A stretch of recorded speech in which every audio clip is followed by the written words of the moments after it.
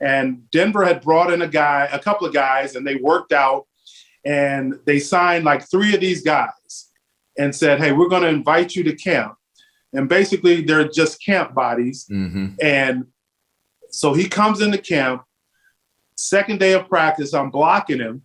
He's holding the dummy, and I'll go to hit the dummy. Instead of him just holding the dummy there, he moves, and I somehow get my finger stuck in his jersey.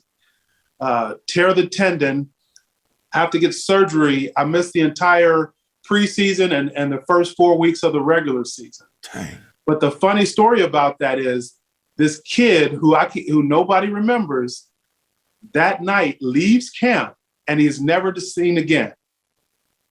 Wow. So the joke in the Broncos locker room was,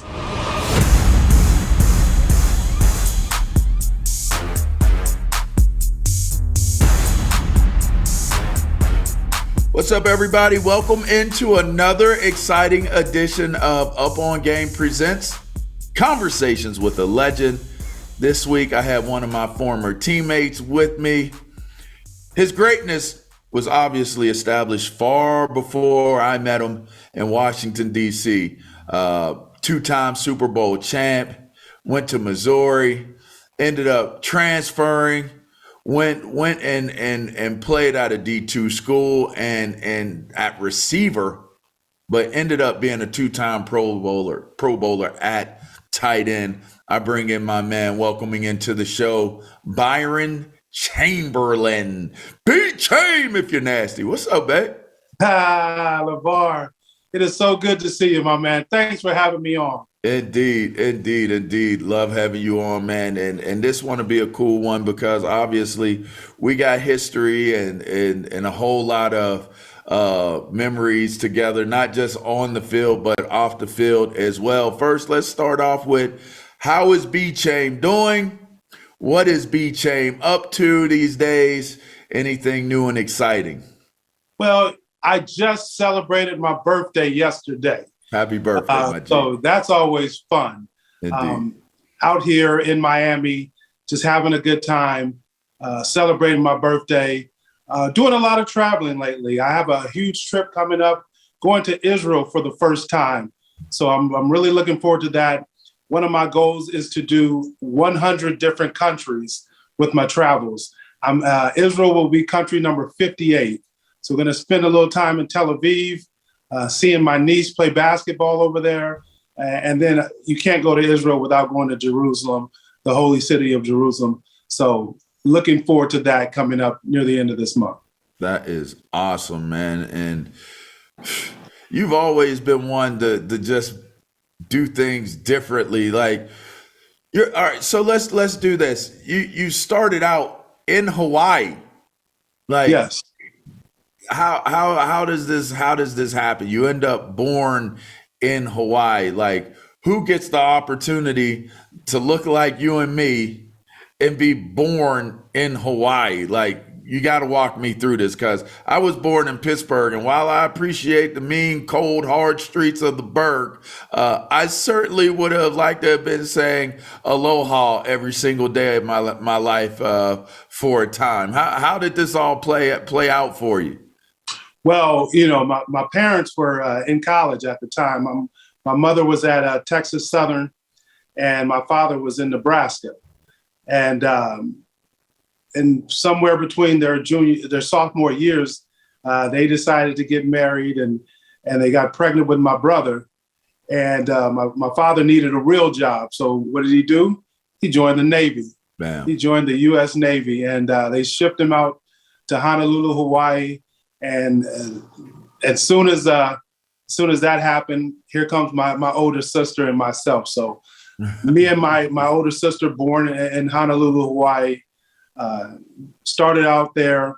And then, after a while, we wind up moving. He got stationed in San Diego, California. So not too bad places. What a horrible second landing space. Exactly. I mean, and listen, you are a jovial dude. Like, anybody who knows you knows that you are one of the most laid back, cool, calm, collected dudes.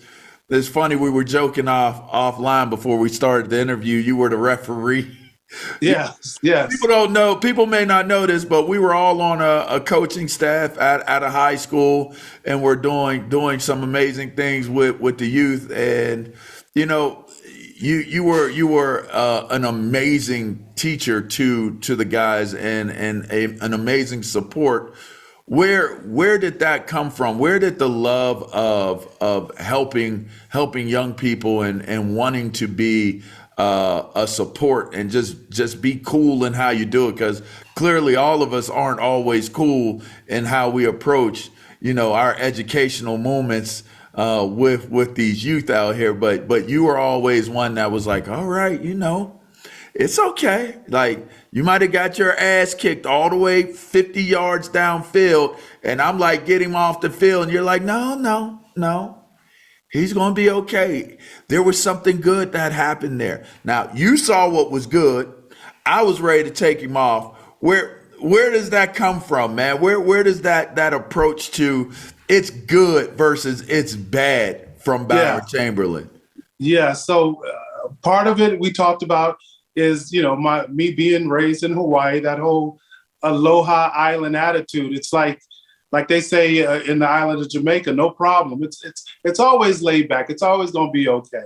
And I think my approach to that comes from my introduction to the game. When I started playing in high school, I had a lot to learn. I wasn't one of those kids who grew up playing Pop Warner ball or playing since they were 6 years old.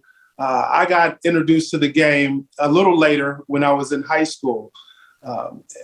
We moved to the state of Texas, and there wasn't much surfing or beach life in Texas. So They were like, hey, we play football out here. Come on this football field. So I had a lot to learn about the game, and I had some coaches that were very patient with me, understanding that I was very athletic, but I was very green and raw when it came to the game. So they took time with me, and everything for them was a teaching moment. Anytime I made a mistake, anytime that I just didn't have the correct technique, it was all about a teaching moment. And I've kind of integrated that into my coaching style as well. And, the other thing that we talked about, LaVar, is just that you mentioned was the passion for young people.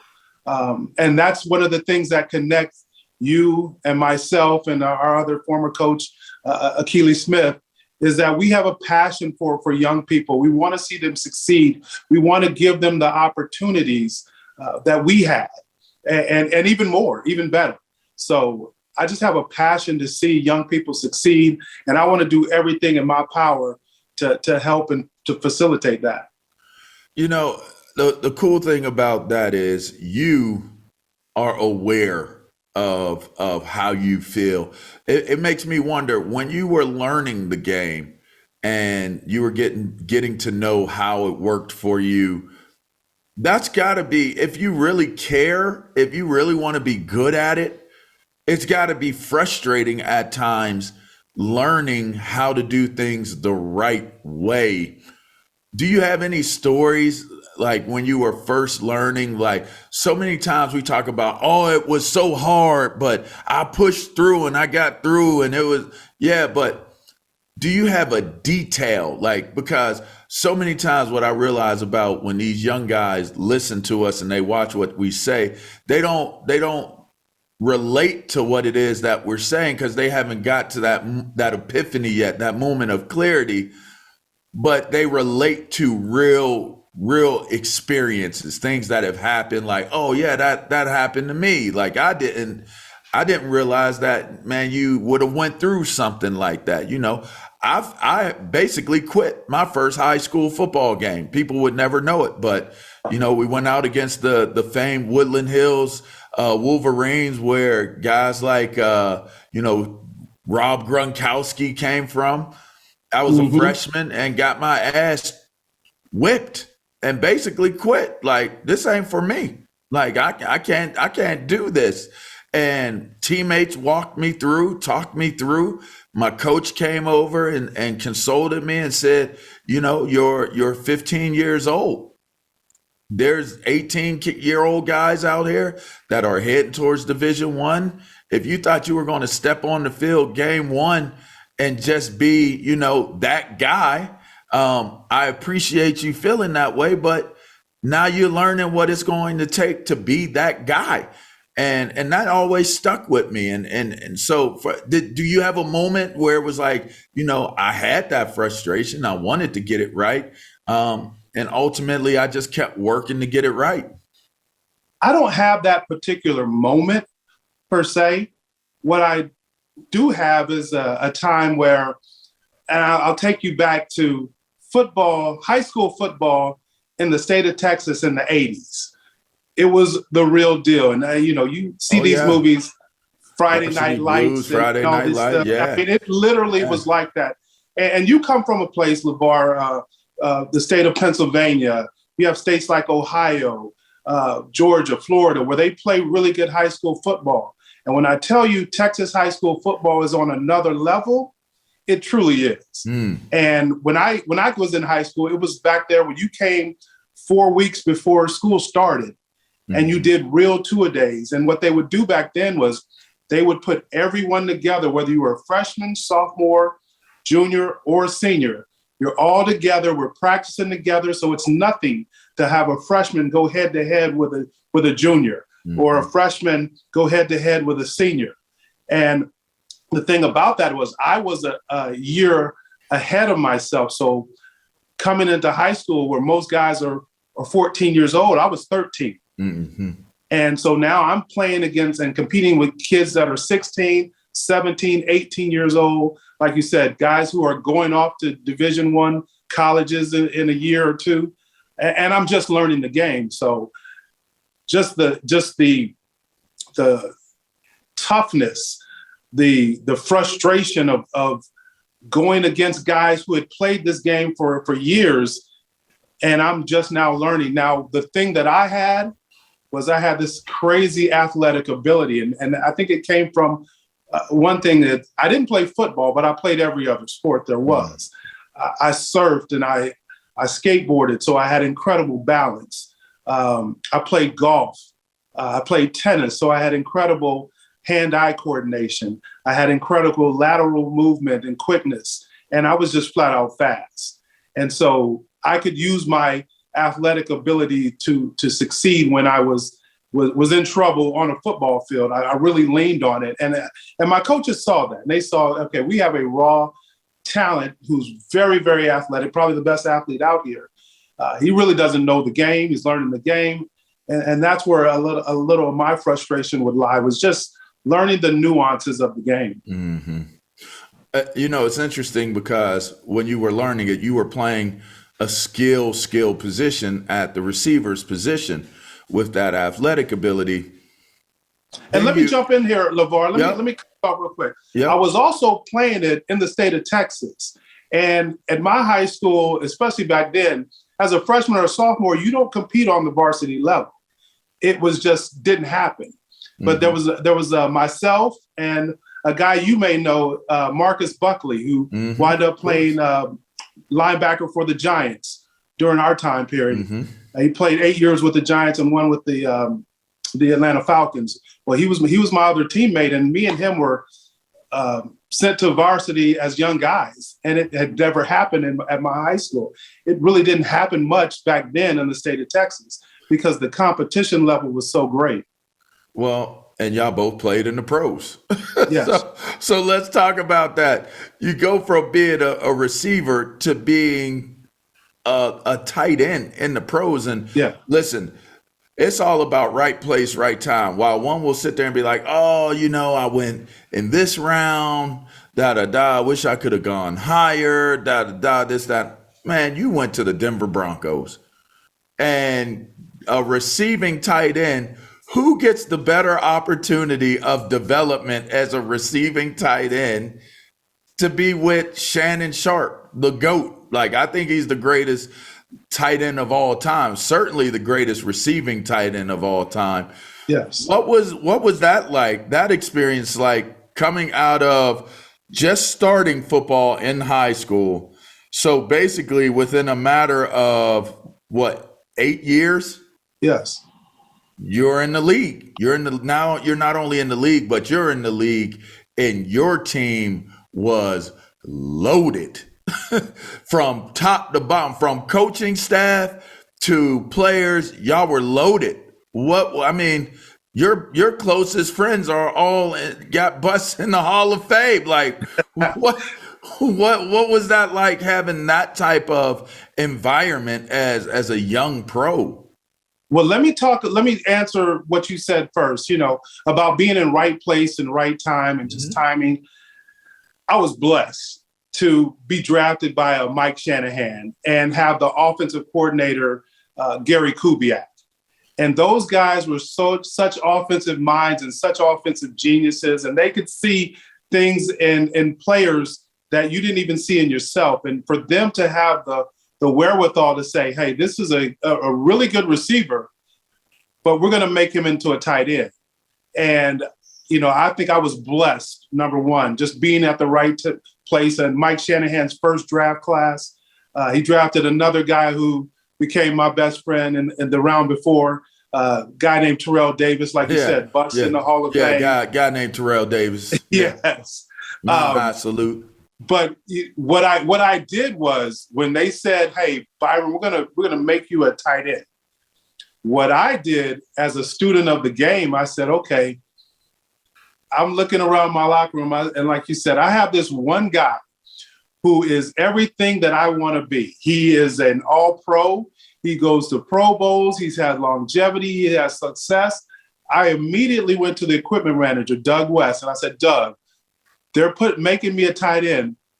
Change my locker and put it right next to Shannon's. Put it right next to Shannon Sharp's locker. Because he didn't know it at the time, but he was going to be my mentor, whether he liked it or not. And Shannon was gracious. Let me say that. A lot of guys in the NFL, when you're competing for positions, they're not going to help you. But Shannon was very gracious. He taught me everything that I needed to know, everything that I needed to succeed at the tight end position.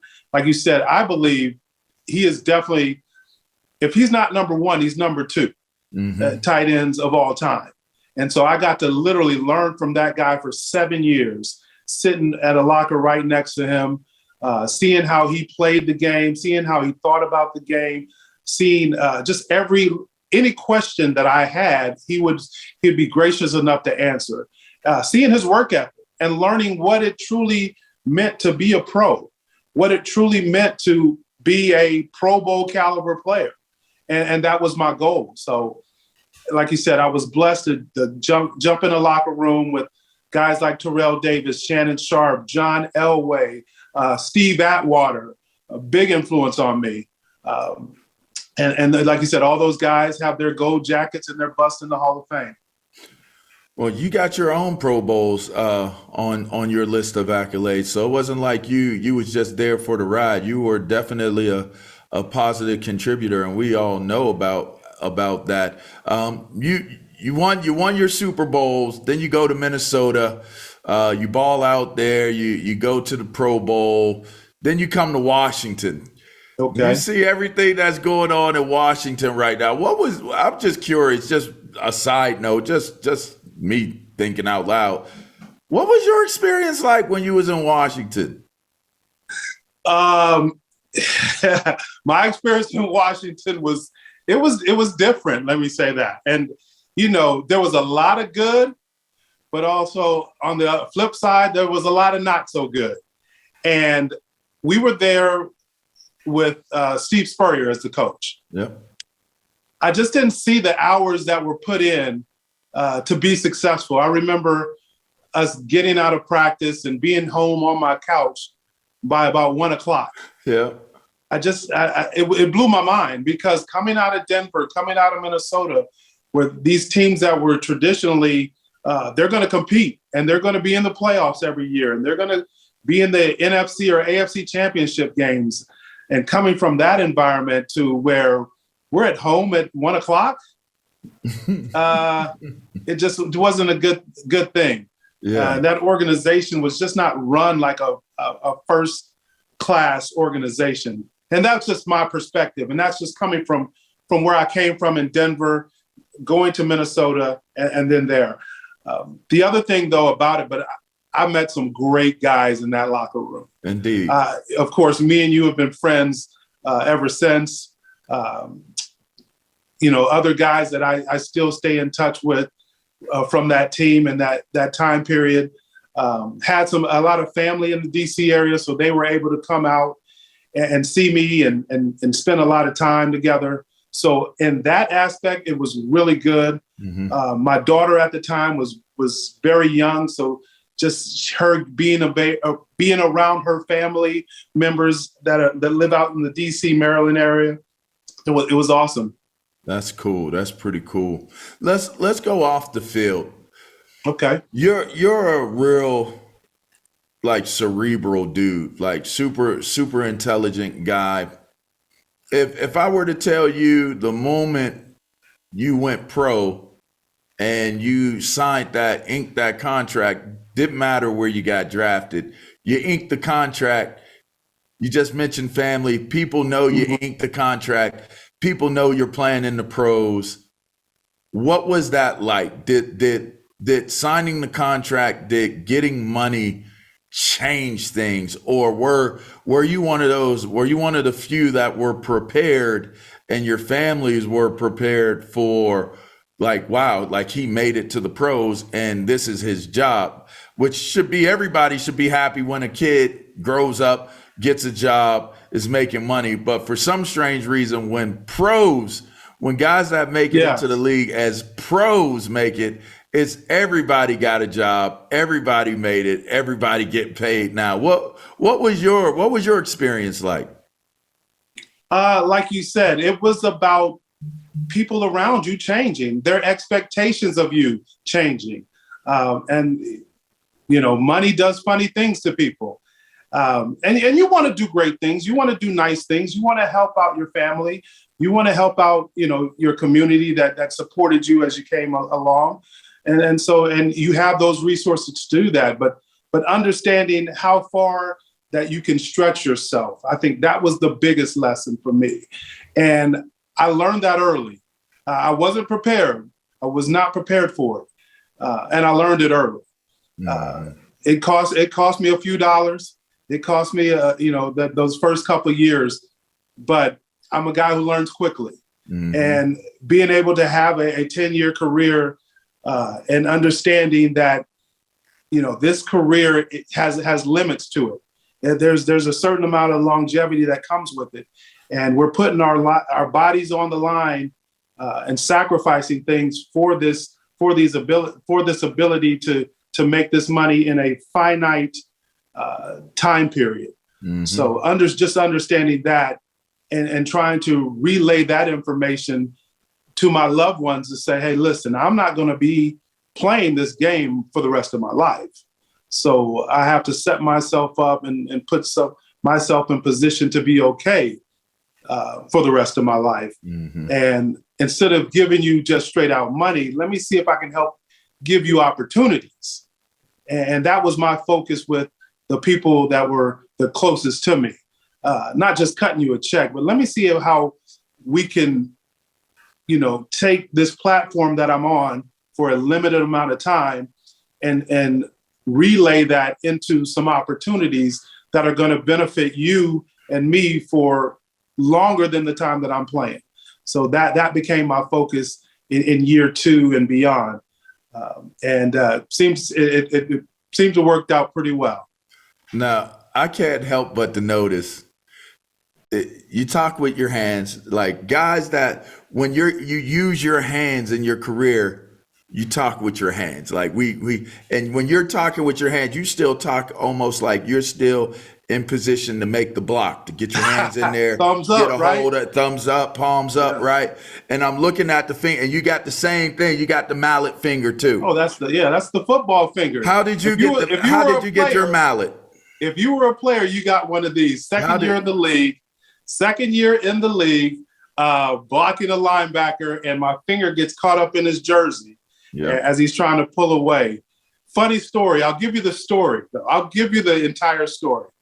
So you got guys when you come to training camp that are drafted. You got guys who are what they call street free agents, who they sign and they come into training camp with you. But then there are other guys that they bring in later on, maybe for a 3-day type of tryout situation. And Denver had brought in a couple of guys, and they worked out, and they signed like 3 of these guys and said, hey, we're going to invite you to camp. And basically they're just camp bodies. And so he comes into camp, second day of practice, I'm blocking him. He's holding the dummy, and I'll go to hit the dummy. Instead of him just holding the dummy there, he moves, and I somehow get my finger stuck in his jersey. Tear the tendon, have to get surgery. I missed the entire preseason and the first 4 weeks of the regular season. Dang. But the funny story about that is this kid who nobody remembers that night leaves camp and he's never seen again. Wow. So the joke in the Broncos locker room was Al Davis hired him to hurt one of our players. Oh, wow. Hey, just go there, go to the Broncos camp, hurt one of their players, and get out of there. Jeez. And the guy wound up packing his bags that night, leaving camp without being cut, and he was never seen again. He knew he was getting cut. That's what that was. You messed up that man's hand. You know you don't mess up that man's hand. Missed 8 weeks behind that finger. Dang, the mallet finger. All right, let's go back to the business because I asked you about money changing things. Okay. You said you weren't prepared for it. NIL is here. Yes. The day and age of money being exchanged for services, name, image, and likeness, even at the youth level, even at the high school level, now at the college level, is here. And as it applies to football, it is a major boom. What would your advice be to guys seeing what the NIL opportunities are that are out there right now? And are you a proponent for it, or do you feel like this is, do you have another opinion towards NIL? I'm all for it. I'm all for it. You have institutions out there who benefit for decades and centuries off athletes and literally have built their campuses because of our exploits on the football field, on the basketball courts, and things of that sort. So I'm all for it. My advice, if I was giving advice to a young athlete, especially a young football player, I would tell him, like, understand this. Understand where your bread is buttered, and that's on the football field. That's making plays on the football field. Now, definitely leverage yourself and leverage, what you're doing out there to make as much money as you possibly can. Mm-hmm. But understand you have to perform on that field, and that's what's going to get you those opportunities. And never forget that. And a lot of people get caught up in the money. They get caught up in the opportunities to make commercials or be on TV or whatever. But understand, if you don't take care of your business on the field as a player, it all goes away. Mm-hmm. So keep the focus in the main where it needs to be, and the main thing is always football first. It took you a while to make your first Pro Bowl. Yes, but you finally made it, and then you went 2 times. I was there with you. That was when we first started hanging. Yes. So it's like full circle, right? You're born there, and then life travels, and your success, lo and behold, brings you back to Honolulu. What was your experiences like having that? Like, because that clearly had to mean a little bit more to you than maybe it meant to other guys, especially if you think about where the Pro Bowl is now. Yes. Not even going to play the game. Let me say this, LaVar. I'm sorry to interrupt you, but let me say this. Go ahead. For me, being drafted in the 7th round, number 222 selection, was huge for me, because that was one of the goals. That was probably the second goal I set after I got drafted. Number 1, my first goal was to make the team, because they cut 7th rounders every day. Mm-hmm. There's no guarantee being a 7th rounder. Number 2, I said, I don't want to just be here. I want to be the best. And for me, being the best at your position meant making the Pro Bowl. And it was a big deal for us when we played to get that Pro Bowl a nod and go across as we used to say, go across them waters to Hawaii and become, and play in that Aloha Stadium for the Pro Bowl. Now, I'm going to tell you why it meant so much more to me than other people that made the Pro Bowl.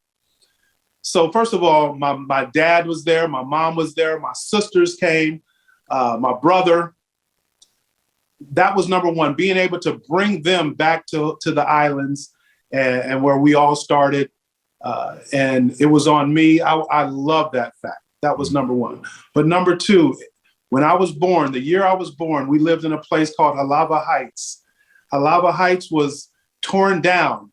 These apartment buildings were torn down, and we had to move to School Street in Aiea.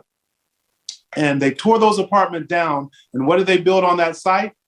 Aloha Stadium. They built the actual stadium that my family lived in, those apartments where the actual stadium was built.